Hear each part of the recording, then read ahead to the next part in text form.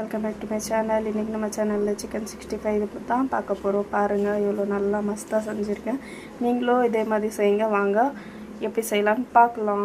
1 kg சிக்கனை நல்லா wash பண்ணி வச்சுருக்கேன் கைஸ். அதுக்கு தேவையான மசாலா 65 மசாலா, உப்பு, கரம் மசாலா, லெமன் சால்ட்டு கொஞ்சோண்டு எடுத்திருக்கேன், காஷ்மீரி மெத்தி கொஞ்சோண்டு எடுத்திருக்கேன், சில்லி பவுடர் காரம் மிளகாத்தூள், கலர் கொடுக்குற காஷ்மீரி மிளகாத்தூள், 65 மசாலா, லோக்கல் மசாலா எல்லாம் போட்டுக்கலாம் கைஸ்.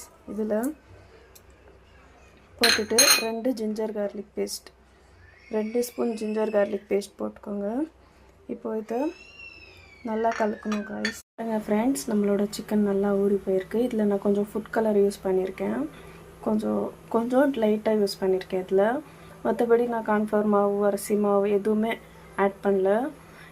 இதே மசாலா போதும் கைஸ். நல்லா ஃப்ரை ஆகும், மொறுன்னு வரும், ஒரு டேஸ்டியாகவும் இருக்கும். இந்த சைடு நான் ஆயில் வச்சுருக்கேன் கடாயில். ஆயில் ரொம்ப சூடாயிடுச்சு பாருங்கள். இப்போது ஒன்று ஒன்றா எடுத்து போட்டுக்கலாம் கைஸ்.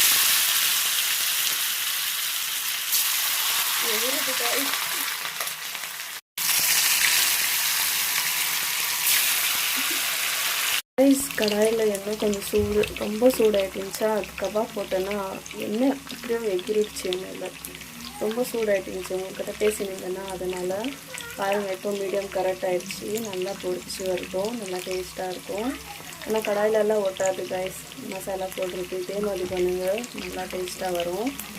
நல்லா ஃப்ரை ஆகிடுச்சு ரைஸ். எடுத்துடலாம் இதை. இப்போது எடுத்துட்டு இன்னொரு டைம் போட்டுக்கலாம் ரைஸ்.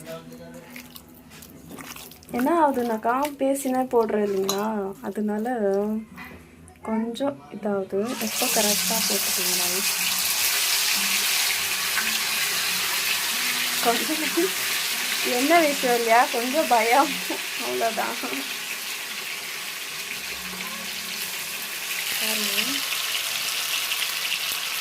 இந்த பேட்ச் ஆகிடுச்சு பாருங்கள்.